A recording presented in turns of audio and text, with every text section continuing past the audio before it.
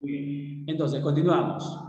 Decíamos que los causantes o los factores para que se dé una asfixia, efectos múltiples, porque se quitan el volumen sanguíneo. Otro es que este tenga bajo peso y esto va a llevar en relación con la madre. Ojo, la anemia produce obviamente bajo peso del feto. ¿Ya? Y el último vendría a ser lo que es la eritroblastosis. ¿Qué es esto de aquí? Una alteración de la formación sanguínea del feto, debido, ¿no?, a un cuadro de incompatibilidad sanguínea. ¿Ya? Listo, muy bien. Entonces, esto obviamente también genera un cuadro de asfixia. ¿Por qué? Porque el volumen de la sangre del feto va a disminuir porque no está de acuerdo con el grupo sanguíneo de los padres, ¿no? Que es muy importante, ojo, ¿eh? El grupo sanguíneo del padre es muy importante para que su producto, su feto o su hijo pueda nacer sin ningún problema, ¿no? Listo, entonces esos son los factores maternos y fetales. Hasta aquí alguna pregunta, alguna consulta, alguna interrogante, recién sigue ingresando. ¿Alguna pregunta, una consulta que deseen hacer para pasar al siguiente punto? Profesor, disculpe, ¿podría volver a explicar la parte de los factores de riesgo fetales, por favor? ¿Ya? ¿Quién me habló? ¿Quién me preguntó? ¿Quién es? Por la alumna Taipe. No le escucho bien. ¿Quién? ¿Su apellido, por favor? Taipe, profesor, Taipe Machaguay. Ah, Taipe. Ok, Taipe. A ver. Taipe. Si yo digo que los factores de riesgo, perdón que terminé antes. A ver, los factores de riesgo son fetales, se refiere a que son características propias del feto. Es decir, el feto se va a evidenciar y esto va a generar un riesgo. ¿Qué riesgo presenta el feto para que pueda sufrir un cuadro de asfixia? Punto número 1, dijimos que este feto presente disminución de la frecuencia cardíaca en la bradicardia o una arritmia, que es, ¿no?, el alza y la disminución de la frecuencia por ningún motivo, ¿no? Sube, baja, sube, baja, no hay una coordinación. Entonces, sospecha, este feto va a sufrir de asfixia. Punto número 2, retardo del crecimiento uterino. Esto también es condicionante porque no hay una evolución. Si hay un retardo del crecimiento uterino, entonces quiere decir de que el feto no está evolucionando, es decir, no está creciendo, no está madurando. Se estacionó, se quedó en un periodo y no va a madurar. Entonces, si no va a madurar, pues obviamente sus funciones vitales no maduran. Y una de ellas es la respiratoria. ¿Listo? 3, prematuridad. Un feto que sale en el tiempo o el parto se da en un tiempo que no es el adecuado, va a sufrir asfixia. ¿Por qué? Porque sus pulmones no están preparados aún para salir al ambiente. Los prematuros, 36, 35, 34 semanas, en ellos, ¿sí?, no están al 100% para poder respirar todavía nuestro aire. ¿Qué necesitan? Necesitan lo que es oxigenación, porque tienen que terminar de madurar para poder respirar normalmente. Entonces, prematuros, asfixia también van a sufrir. Macrosomía fetal, los fetos que son demasiado grandes, acuérdense, más de 4 kilos, ¿no? Los que son demasiado grandes, ellos requieren mayor cantidad de sangre para poder estar activos. Imagínense que la madre chiquitita, una madre chiquita de 1,40 nada más, ¿no?, tenga un feto de 52 centímetros, por ejemplo. Es demasiado grande, es una exageración, o sea, no hay una concordancia. Entonces la madre, con lo poco que puede hacer, tiene que entregar lo más que pueda, ¿sí?, de cantidad de oxígeno y nutrientes para que este macrosómico pueda estar bien, para que pueda llegar a sus 38 semanas. ¿Ya? Entonces el feto grande también va a requerir, ¿sí?, mayor cantidad de volumen sanguíneo para estar activo, si no, se asfixia. Siguiente, fetos múltiples. Siempre, y eso es normal, ¿eh?, siempre cuando hay pareja o hay hermanos, hay competencia. Ya hay competencia.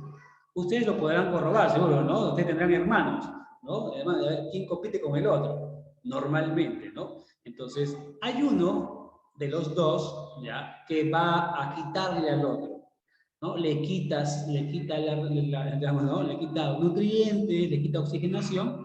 Y el segundo, ¿no? El segundo, al no tener esto, pues crece más lento. Y el otro crece más grande. Entonces, ahí también. O sea, el feto 2, que sería en este caso, ¿no? El hermano que pierde contra el otro, va a tener problemas respiratorios. El otro punto es bajo de peso. Y esto lo señalé con la anemia. ¿Ya? Es decir, aquí la madre tiene un poco de, aquí, digamos, de culpa también. Porque si la madre no se alimenta bien, entonces el feto no va a tener un buen peso. Si no hay buen peso, ojo, no hay buen peso, no hay un buen funcionamiento orgánico. Respiración. Buenos días. ¿Quién me está hablando? ¿Alguien me está hablando por ahí? Caminar, quieres ahí mirar. Y ahí te doy 10 soles. Pero si vienes en la plaza, pues mientras que yo voy comprando. ¿Vas a ir caminando? Sus audios. Sí, por favor, chicas, señoritas, cuando ingresen, apaguen sus audios, por favor. Después nos cuentan su vida, ¿ya? Después.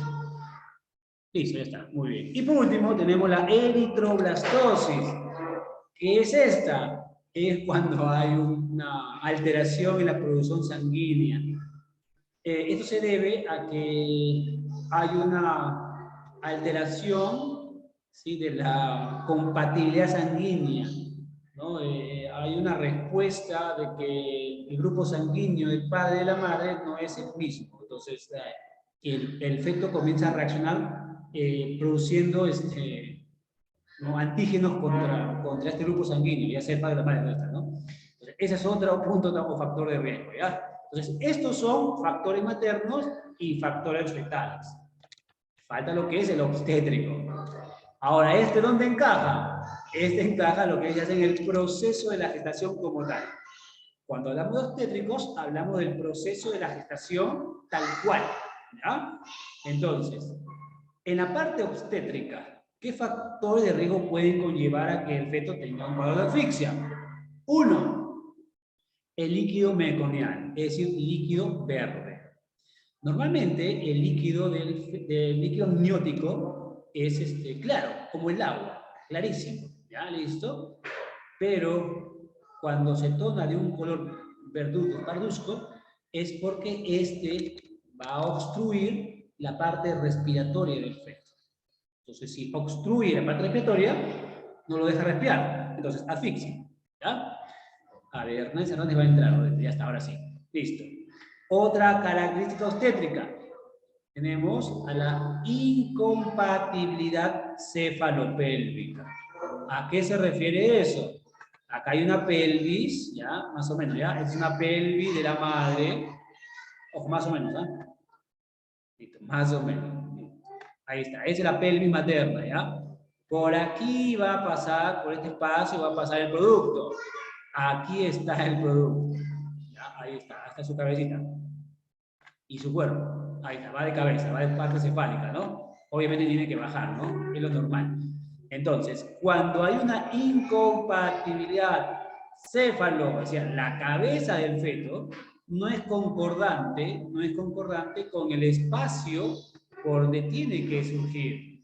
Es decir, la cabeza no va a pasar por la pelvis, se encaja, se atora. Obviamente, si se atora, se me va a asfixiar, pues.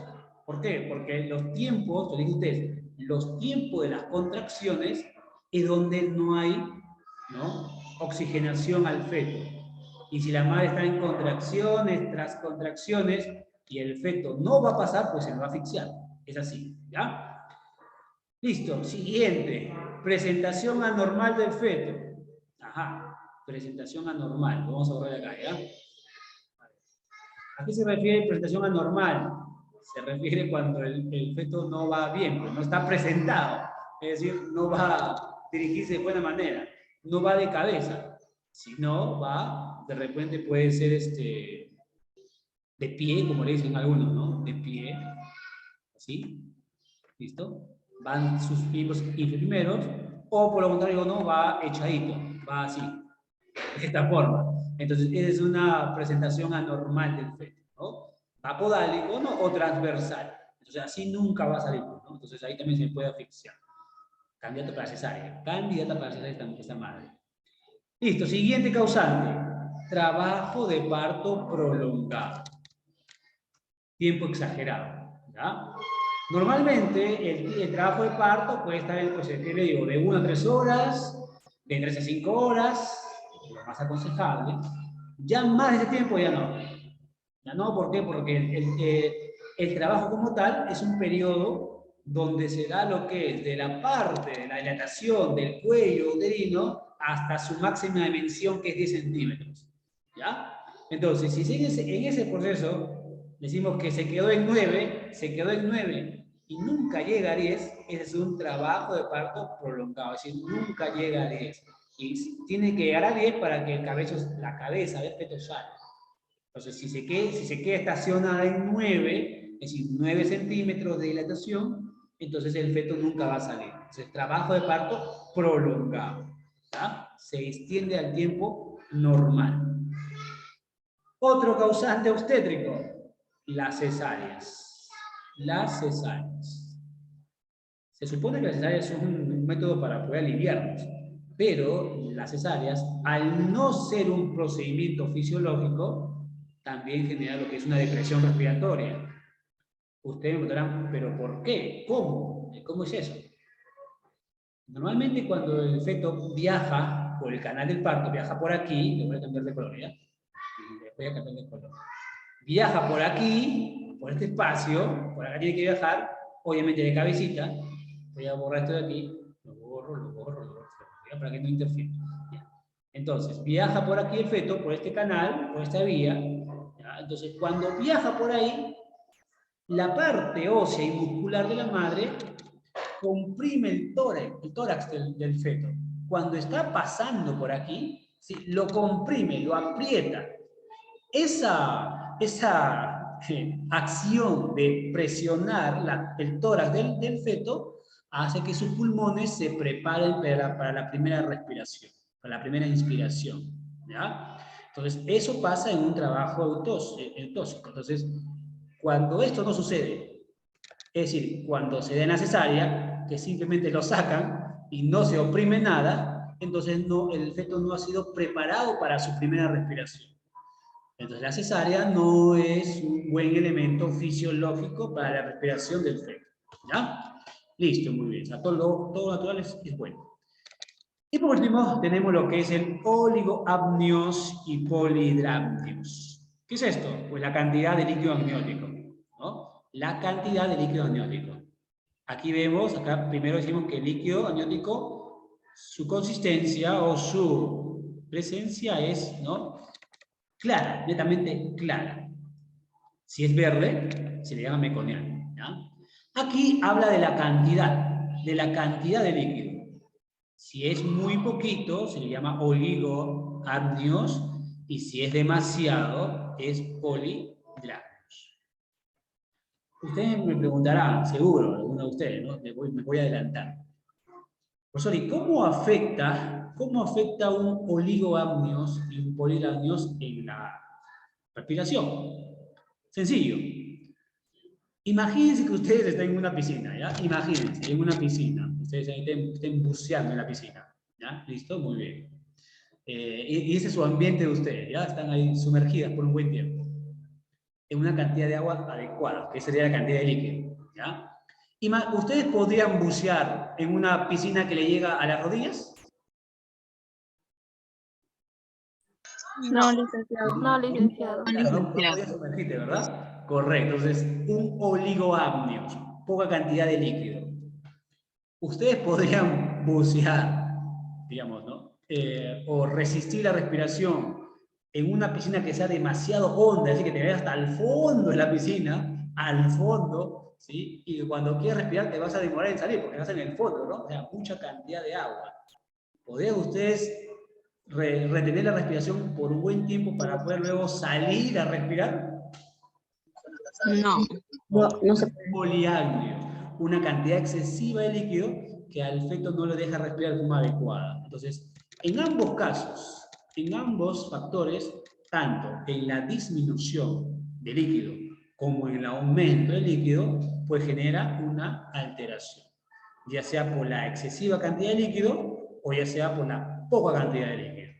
¿Ya? Entonces, eso de la cantidad de líquido es un tema muy interesante que lo van a tratar con la licenciada Nancy. ¿Ya? Por favor, exploten a la obstetra Nancy, pregúntenle muchas cosas. Ella ha sido mi maestra. Pregúntenle muchas cosas, ¿ya? Para que ustedes se nutran así de la información. ¿Ya? Listo, muy bien. Seguimos entonces. Continuamos, ¿ya? Ya están los factores obstétricos. Los factores obstétricos. Listo, muy bien. Perfecto.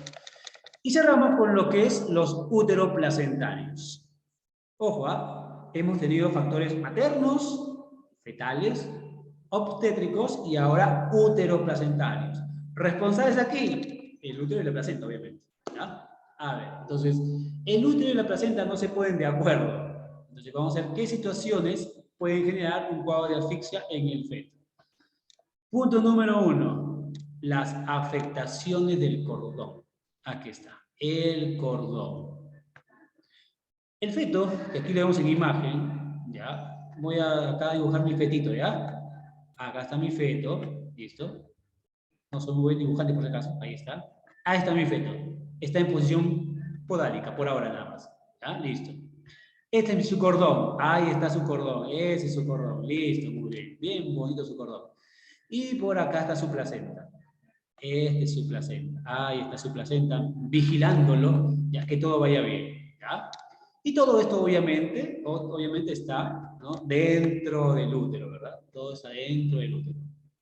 Ahí está mi útero, ahí está, listo. No, cuando digo útero me refiero al dibujo, por si acaso. Listo, muy bien, ahí está. Entonces, este feto, cuando tiene su cordón, ¿ya?, siempre lo tiene para jugar, ¿verdad? Lo tiene para jugar. Entonces, cuando este cordón es muy flexible, ¿ya?, el feto lo puede, como jugando, ¿no?, lo jala, lo trae, lo lleva, lo regresa, hace salta soga, y puede hacer que ese cordón sí, se pueda enrollar, como que no quiere la cosa, aquí, ¿verdad? Una vuelta hasta 2 vueltas se enrolló aquí. Una vuelta, 2 vueltas. Listo, se enrolló. Quiere decirte que eso es una alarma para nosotros porque el feto, como sabemos, jala el cordón, se puede, pues no, se puede asfixiar. O sea, no es tan gracioso, ¿no? ¿Ya? Listo, circular de cordón, eso se refiere a circular. Cuando el cordón se aloja en el cuello del feto. Él no sabe, obviamente no sabe lo que está haciendo, pero se lo coloca ahí, ¿ya? Listo, muy bien. Otro causante o anomalía del cordón es el prolapso. ¿Saben ustedes lo que es prolapso? ¿Han escuchado esa palabra? ¿Prolapso? Es algo creo que de la Descenso presión. del útero. ¿O no? Descenso del útero. La caída o el descenso de un órgano de su lugar. A ver, primero creo que fue Guamán Escate, creo que si no me falla la audición. Sí, licenciado. Sí, ahí está, Guamán Escate. A ver, Guamán Escate, te escucho. Sí, profesor, el prolapso sería el descenso del útero. Descenso del útero. Ya, ok, muy bien. Y después habló una señorita. ¿Quién fue? Poma, licenciado. Poma, a ver, Poma, dígame usted, prolapso. ¿A qué se refiere prolapso? Yo recuerdo que era el desplazamiento o caída de un órgano de su sitio natural. Ok, muy bien, correcto, Poma. Lo que su compañero Guamán dijo sí está correcto, pero si hablamos de prolapso uterino, ¿no?, que específicamente habla del útero, ahí sí, el prolapso uterino sí, se sale del lugar el útero, ese es correcto. Ahora, su compañero Poma nos ha dado, obviamente, el concepto adecuado, ¿no?, que es la salida, ¿no?, o sea, la ubicación, ¿no?, en este caso, no normal, ¿ya?, de una estructura, ¿sí? O sea, sale de su lugar, ¿no?, sale de su contexto, ¿ya? Ajá, Hernández, Hernández, ¿qué es aquí? Un ratito, Hernández, Jesús. Caída de una parte del cuerpo, como el recto, la vagina, que comúnmente se produce por el debilitamiento de tejidos de apoyo. Ok, muy bien, caballero Hernández, así es, ¿no? También, ojo, también hay prolapso de lo que es zona rectal, claro que sí. Cuando una persona se estreñe demasiado, puede conllevar ahí, como hace mucho esfuerzo, el esfínter anal se dilata, se abre y se sale de la parte del recto. ¿Listo? Muy bien. Pero esa es otra cosa. ¿Ya? Listo, muy bien, perfecto. Ok, ya está anotado Cayo Hernández. Entonces, prolaxo. Entonces, si hablamos del cordón, estamos viendo que el cordón que debe estar por aquí, dice, no, muy bien, yo me quiero quedar por acá. Sale por acá. El cordón desciende, se va de su lugar, se baja, se adhiere aquí. Ese es prolaxo del cordón. Es decir, sale primero que el feto. Y eso no es normal. Primero sale el feto, después sale el cordón. ¿Ya? Por eso digo que es prolaxo, ¿no? Se adelanta, se anticipa la salida, ¿ya? Entonces, estas son las afectaciones del cordón umbilical. El circular, ¿sí? Y el adelantamiento, que vendría a ser el prolaxo. Ahora vamos a hablar de la placenta. Alteraciones, pero de la placenta, ¿ya? De la placenta. Entonces, cordón ya está. Listo, cordón. Vamos con la placenta. Placenta previa. ¿Dónde está? Aquí estás. Esta es la imagen de placenta previa. ¿A qué se refiere con placenta previa? Se refiere que la placenta está obstruyendo la salida del feto. Miren, aquí la placenta está dibujada acá. Miren, esta es la salida del feto. Por acá debe salir, por aquí debe salir, por aquí, por este espacio. Pero la placenta está obstruyendo ese paso. ¿Ya? Voy a ponerlo de azul para que se vea mejor. Dije de azul. Ahí está, ahora sí.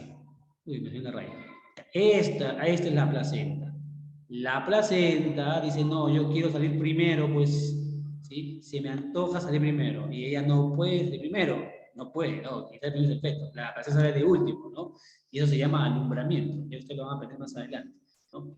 Entonces, cuando hablamos de placenta previa, es que se está adelantando a un suceso, ¿no? Una previa, o sea, lo que pasa antes, ¿no? Entonces, esta placenta se quiere adelantar a la salida, cuando no corresponde, su salida es después, ya no antes. Entonces, placenta previa.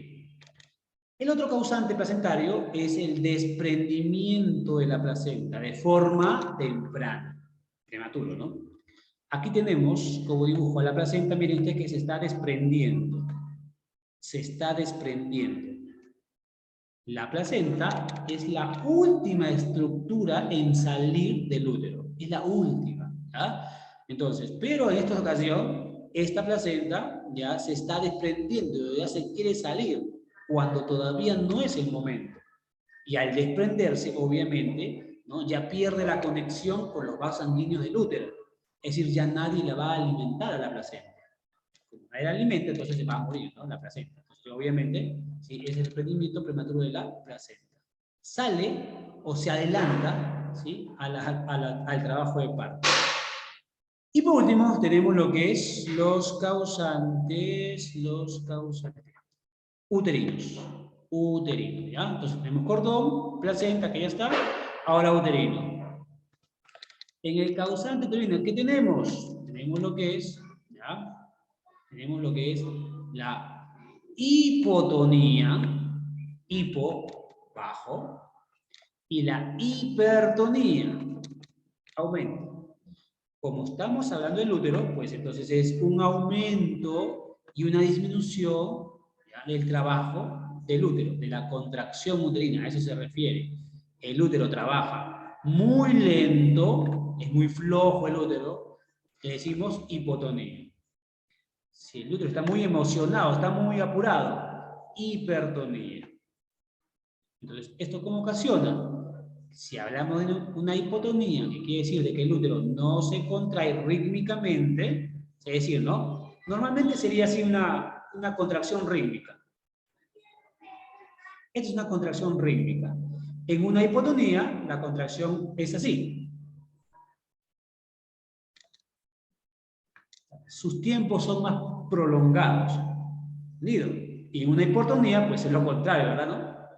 Parece una luz que está vibrando constantemente, a cada rato se quiere contraer. Entonces, ambos polos, tanto la poca contracción como la excesiva contracción, pues también son alteraciones. ¿Alguna pregunta hasta aquí, señoritas y caballeros, de lo que estamos mencionando? ¿Solo estamos en factores nada más? ¿Alguna pregunta? ¿Ninguna? Ya, listo. Ojo, estamos empezando el mes 2, ¿ah? estamos empezando el mes 2, quiere decir de que este sería nuestro primer tema para el examen número 2. Luego le voy a preguntar cómo les fue su examen, si les pareció fácil o no el examen. Luego le voy a preguntar, ¿ya? A ver, en fisiopatología, ¿no? En fisiopatología me dice que hay dos formas de considerar una falta de oxigenación, que eso lo conocemos como apnea. ¿Ya? Falta de oxigenación, apnea. Hay dos formas, ¿ya? Eso se refiere. En la apnea primaria, es decir, en el primer momento, lo que vamos a evidenciar, ¿ya? Es la cianosis. Ya sabemos que es la cianosis, ¿verdad? Por cansancio, ¿no? ¿Ya sabemos que es la cianosis? Sí, licenciado. Claro, correcto. Candela, creo que sí, porque no vi tu nota. No vi, pero luego lo vamos a conversar, ¿ya? Al final lo vamos a conversar. Eso lo conversamos después, ¿ya? A ver, entonces, en una apnea primaria, que es decir, en el primer momento de la baja de lo que es la respiración, ¿qué vamos a evidenciar? Vamos a evidenciar la cianosis, ¿ya? La cianosis como parte fundamental. Y también aquí la actividad tónica o muscular se considera normal, o sea, se mueve normalmente, se mueve regular, no normal, no tan activo, pero se mueve, ¿ya? En una apnea primaria. ¿Qué quiere decir? De que a este recién nacido, solo con estímulos, ¿ya? Puede retornar nuevamente su oxigenación. Cuando me refiero a estímulos, es que le puedes sobar, le puedes hacer así, su tórax, ¿sí? Tanto la parte anterior o posterior, le haces así, ¿no? Así, listo, muy bien, sobar nomás, no es pegar, ojo, es sobar, es friccionar, ¿listo? Si no funciona en el tórax, puede funcionar en el miembro inferior, en el pie, ¿listo? Ahí. Pero ya, ojo, ya no se le hace esto al neonato, ¿eh? Ya no se le pega por si acaso, ¿ya? Listo, pues entonces, si hacemos eso, que es un estímulo, ¿no? Si hacemos un estímulo, entonces este puede reaccionar. Listo, muy bien. En una apnea secundaria, que es la más prolongada, ahí lo que vamos a encontrar, ¿sí? Son lo que es palidez, es decir, no vemos que el color va disminuyendo, ¿ya? Listo. Vamos a encontrar lo que es la hipotensión. ¿Qué es la hipotensión? ¿Qué es la La presión baja. Muy bien, señora. ¿Quién me dijo eso? Caudilucana, licenciado. Caudilucana, listo, muy de la presión baja, correcto. Va a haber una deficiencia o una disminución del tono muscular y sus reflejos van a estar disminuidos. Recuerden que nosotros ya hicimos reflejos, acuérdense, ¿no? Los reflejos, marcha, succión, acuérdense de eso, ¿no? Y por último aquí vemos que estos no van a responder normalmente a los estímulos. Es decir, por más que le friccione, por más que le estimule, no responde. Entonces necesitamos ya lo que es una ventilación asistida, es decir, lo que es la reanimación. ¿Ya? Listo, a eso se refiere. Muy bien. Pasamos al siguiente punto. Otra vez me quedan solo 6 minutos. Bueno, una pregunta. ¿Con los más docentes también tienen este problema del poco tiempo o con ellos es prolongado, es continuo? Con todos, licenciado. Con todos. Entonces, menos mal, no soy yo entonces. Listo, muy bien. Cuadro clínico. A ver, cuadro clínico. Ya saben qué es cuadro clínico, ¿no? La actividad sintomatológica. A ver. Clínicamente, ¿qué voy a encontrar? ¿Qué voy a evidenciar cuando este recién nacido presenta un cuadro de asfixia? Número 1, en su sistema nervioso, ¿qué vamos a encontrar? ¿Sí? Afectaciones cerebrales. Ojo, una asfixia puede generar lo que es una afectación cerebral. Mucho cuidado con eso. En la parte metabólica, ¿qué vamos a evidenciar? Una hipoglicemia, es decir, poca cantidad de energía que va a tener este neonato. A nivel renal va a presentar una oliguria, que es una poca producción de orina. En la vía respiratoria, pues bueno, ¿no? Esta se va a desencadenar normalmente porque ha aspirado su meconio, ha aspirado su propia secreción, ¿no? Ahí es el nivel pulmonar. Se traga digamos, su propia sustancia. En la parte cardiovascular, bueno, puede llegar al shock. Bueno, ese sería el último nivel, ¿no? Sería muy preocupante que llegue al shock, ¿ya? En la parte hematológica, se puede desencadenar una trombocitopenia, es decir, una afectación de la coagulación. Y en la parte gastrointestinal, puede haber una disminución de la función del hígado. Entonces, clínicamente, esto es lo que podemos encontrar cuando el neonato, ¿sí?, presenta un cuadro de asfixia.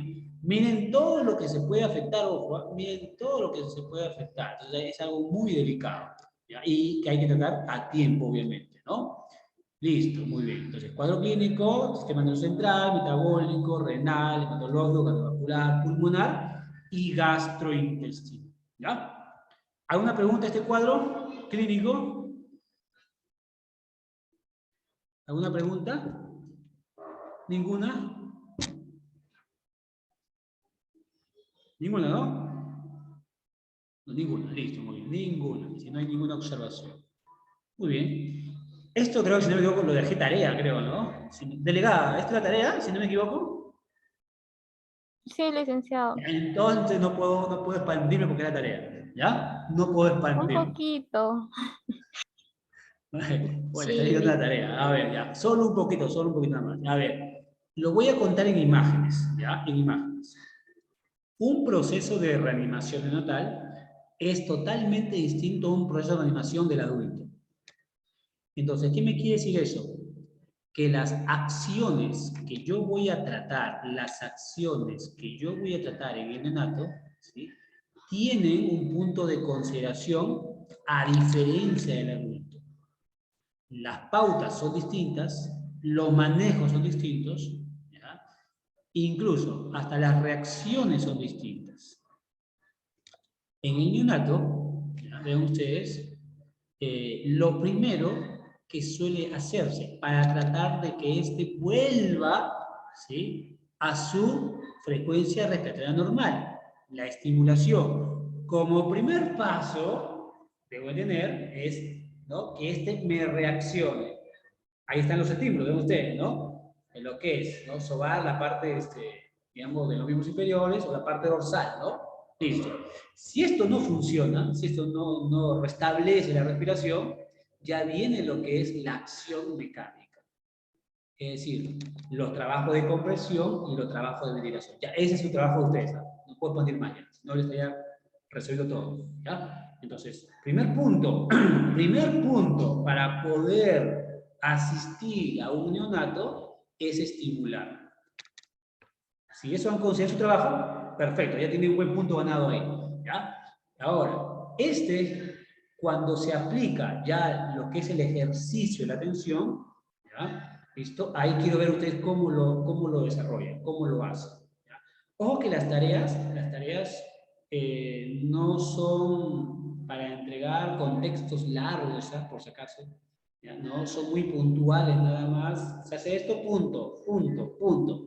Siempre con imágenes, siempre tiene con imagen. Si no tiene imágenes, le va bajando la nota, ¿ya? Entonces, esto de aquí del mecanismo de la reanimación, entonces, punto 1, ¿qué se hace? Punto 2, con su imagen, ¿no? Punto 3, su imagen. Punto 4, su imagen, y así. Así quiero que lo trabajen, ¿ya? Por favor.